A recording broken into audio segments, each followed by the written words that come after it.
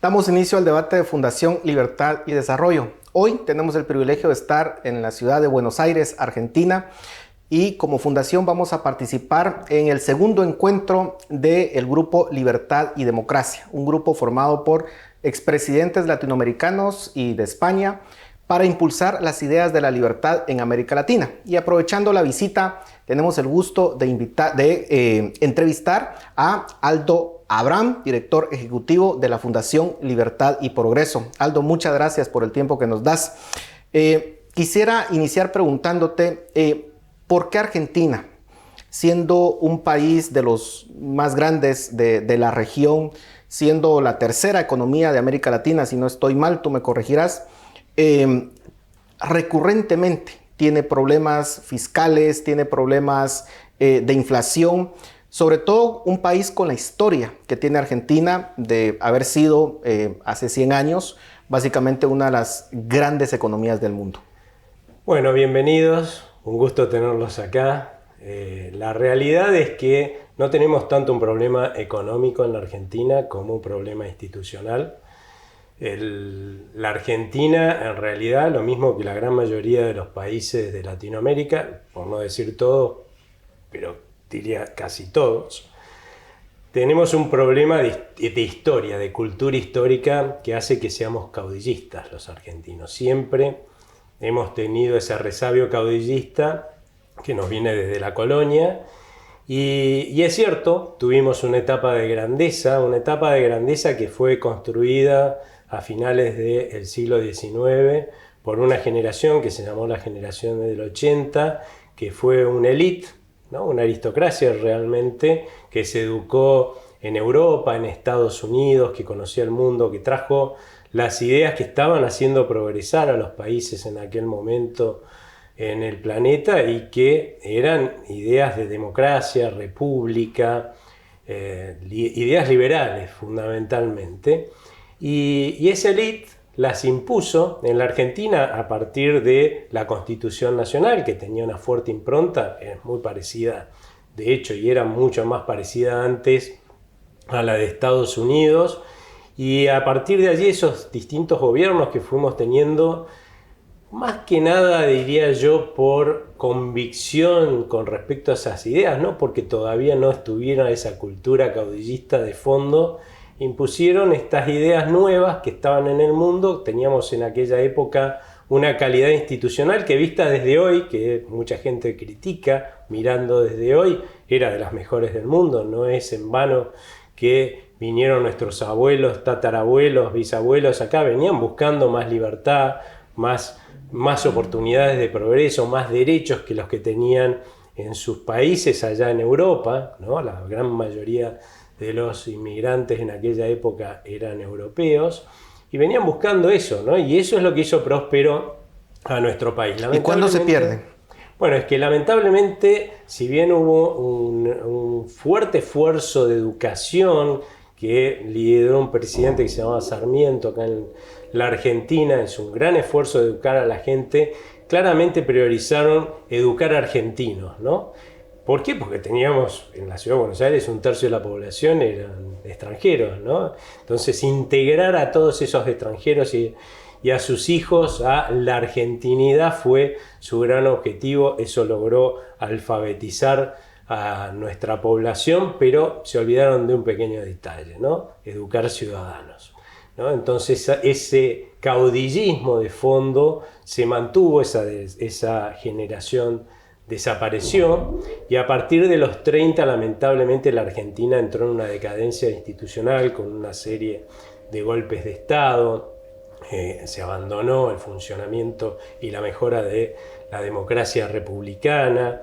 Tuvimos muchísimos golpes de Estado hasta 1983, después de la última dictadura, en la cual empezamos este nuevo proceso de democracia, ¿no? Que lleva ya 40 años, en el cual seguimos madurando, ¿no? como sociedad, pero todavía nos falta. Pero ¿qué papel jugó el peronismo en todo esto? ¿Ese es el punto de partida de ese proceso de decadencia de Argentina o no? No, yo creo que el proceso de decadencia más bien empieza en el 30, y hubo un golpe de Estado que mostró toda esta irresponsabilidad y este caudillismo de fondo que venía en la cultura argentina, y simplemente el peronismo lo que hizo fue el mejor canalizador de esa cultura caudillista que teníamos, ¿no? El peronismo es eminentemente caudillista, ¿no? Internamente,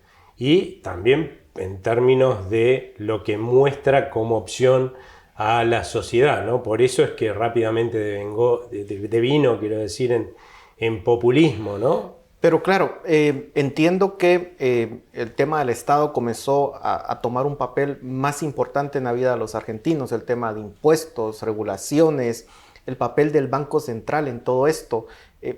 ¿Cambió eso con la venida del peronismo? La visión de los argentinos respecto a la libertad individual, respecto al socialismo, ¿cómo lo ves? No, yo sinceramente creo que empeoró las cosas porque claramente su mensaje iba en el sentido de un mayor estatismo, ¿sí?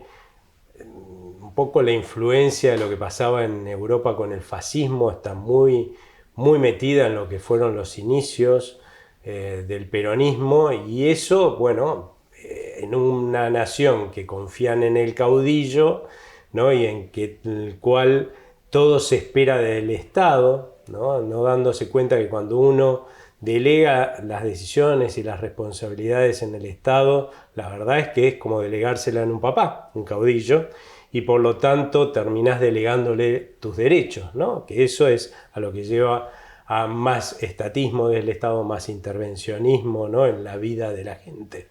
Pero yo no creo que eso hubiera sido posible si, por ejemplo, como dije hace un rato, hubiéramos formado ciudadanos y no solamente argentinos a partir del fuerte esfuerzo de educación que hubo a principios de siglo, ¿no? Acá simplemente el peronismo logró encontrar un caldo de cultivo, ¿no? Que se canalizó perfectamente, porque no solamente el peronismo devino en esto del estatismo y el regulacionismo y el intervencionismo. También un partido más histórico como el Partido Radical también empezó a tomar esa impronta, ¿no? ¿Por qué? Porque tenía que competir con el que era más exitoso, el que proponía esas cosas, que era el peronismo, ¿no? Ahora, hablemos respecto a la inflación. En Guatemala, por ejemplo, el Banco Central tiene prohibido desde 1993 prestarle dinero al gobierno.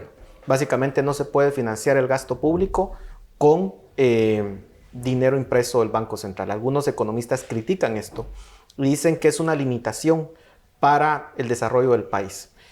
¿Tú qué opinas a la luz de la experiencia de Argentina? Claramente ese es el camino que tienen que seguir los países que quieren ser países estables y serios, ¿no?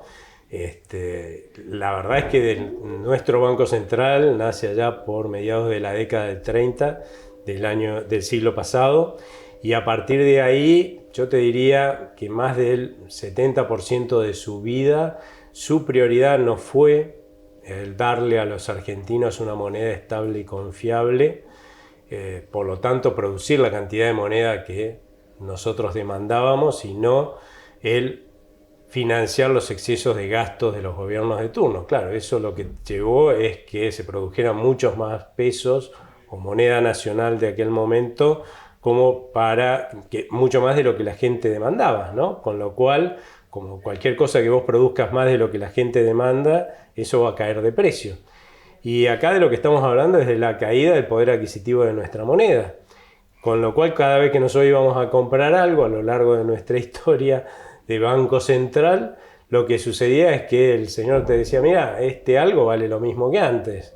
Y los pesos que me querés dar o esa moneda que me querés dar, porque acá cambiamos varias veces de nombre nuestra moneda, valen mucho menos, entonces me tenés que dar mucha más moneda, y esa es la historia de la Argentina de inflación.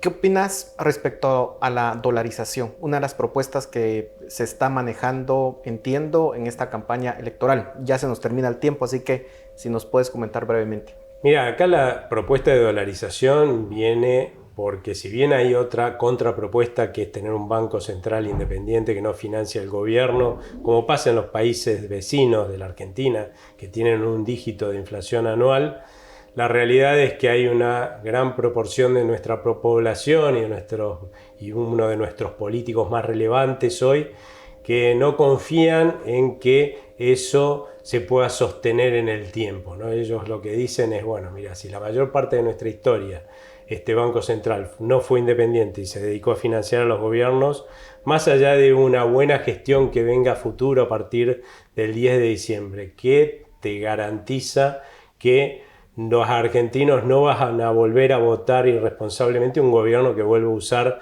para financiarse al Banco Central, ¿no? Y a partir de ahí su opción es eliminemos este instrumento de estafa que ha sido el Banco Central hasta ahora usado por nuestros políticos, ¿no? ¿Cuál es la salida que le ves a Argentina en el largo plazo? Ya nos queda un minuto.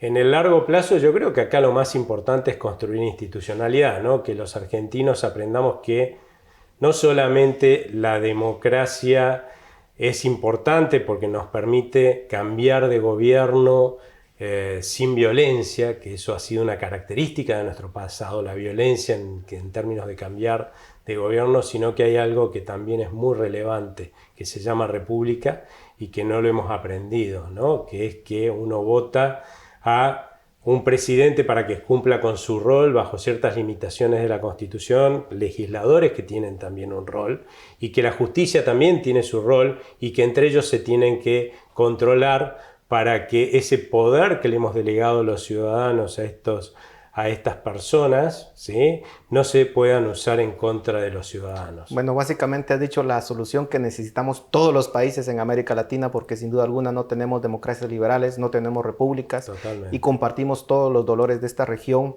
unos más en ciertos aspectos, otros más en otros. En Guatemala, por supuesto, el tema de la corrupción es un tema que está ampliamente desarrollado, lamentablemente, no solamente a nivel de gobierno, sino también en otro tipo de institucionalidad. Y sin duda alguna la solución pasa por lo que dices, construir repúblicas y democracias liberales. Gracias, Aldo, por tu tiempo. Gracias a ustedes, y bienvenidos. Muchas gracias. Continuamos con la segunda parte de este debate.